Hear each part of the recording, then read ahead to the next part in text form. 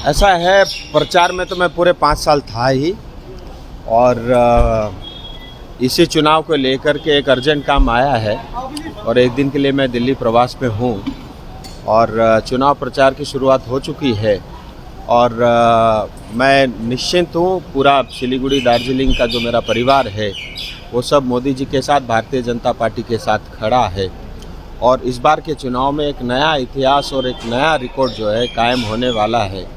और मैं समस्त जनता से आपकी आशीर्वाद, आपकी शुभेच्छा और आपका भरोसा और आपका विश्वास हमेशा इसी तरह चाहता हूँ। अजय एडवर्ड स्वतंत्र रूप से खड़ा होगा, वहाँ मनीष तामाङ का नाम आया, इधर तृणमूल से अनित थापा का टीम है।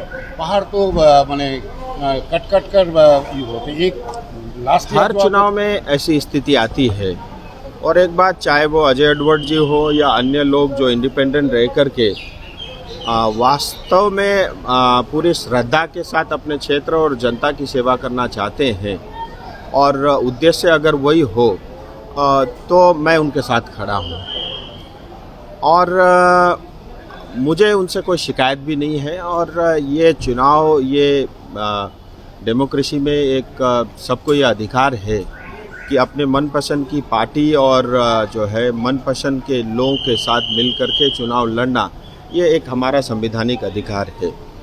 लेकिन मुझे कांग्रेस पे जो है बड़ा तरस आता है कि आज कांग्रेस की स्थिति क्या रह गई है। एक पॉलिटिकल पार्टी जो रजिस्टर्ड है ही नहीं, यानी एक इंडिविजुअल व्यक्ति के साथ जो है उनको आज अलायंस करना पड़ रहा है, तो मुझे कांग्रेस पे तरस आता है। लेकिन जो हमारे क्षेत्र के लोग समाज और जाति के हित में, क्षेत्र के हित में काम करना चाहते हैं ईमानदारी के साथ, मैं उन पर टिप्पणी नहीं करूंगा, बल्कि जब भी आवश्यकता पड़ेगी मैं उनके साथ खड़ा रहूँगा। अजय एडवर्ड ने कल बोला कि 15 साल पहाड़ में कुछ डेवलपमेंट नहीं हुआ, वो इसलिए विकल्प रूप ले रहे हैं और कांग्रेस का हाथ इंडिया जोड़ में जा रहे हैं और कांग्रेस का जो प्राप्ति होगा उसको वोट देने के लिए। मेरे साथ तथ्य के साथ, सबूतों के साथ तमाम चीज़ें हैं, लेकिन मैं अभी उस बारे में कोई टिप्पणी नहीं करूंगा। आप भी जानते हो कि पिछले 10 साल में मोदी जी के नेतृत्व में क्या काम हुआ है और स्वयं प्रधानमंत्री जी ने क्या बयान दिया है। मुझे जनता को ये बताने की आवश्यकता भी नहीं है, जनता भी इस चीज़ को जानती है। ये बात सही है कि हम जिसे पसंद करते हैं उनके साथ जाएं, लेकिन उसका अर्थ ये नहीं होना चाहिए कि दूसरे की हम बुराई करें, क्योंकि जब हम दूसरे की बुराई करते हैं फिर अपने ऊपर भी झांक करके देखना होता है। जीजेएम और बिमल गुरुंग का स्टैंड अभी तक खुलासा नहीं हुआ।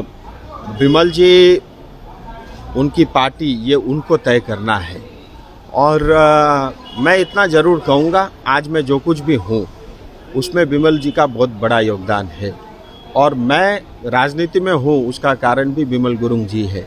तो उनके और मेरे संबंध ऐसे, इससे ही आप अंदाज़ा लगा सकते हैं। इस बार की बिमल गुरुंग का समर्थन आपको मिलेगा?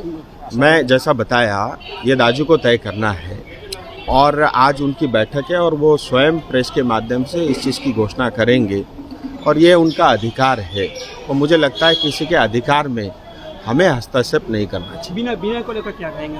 विनय तामाङ को लेकर ऐसा है, मुझे विनय जी के ऊपर में जो है तरस आता है और एक ओपोजिशन में रहते हुए बहुत जुझारू रूप से एक सभासद बने, लड़ करके, सिस्टम के विरुद्ध लड़ करके, और बहुत उम्मीद और अपेक्षा के साथ उन्होंने कांग्रेस को साथ दिया था।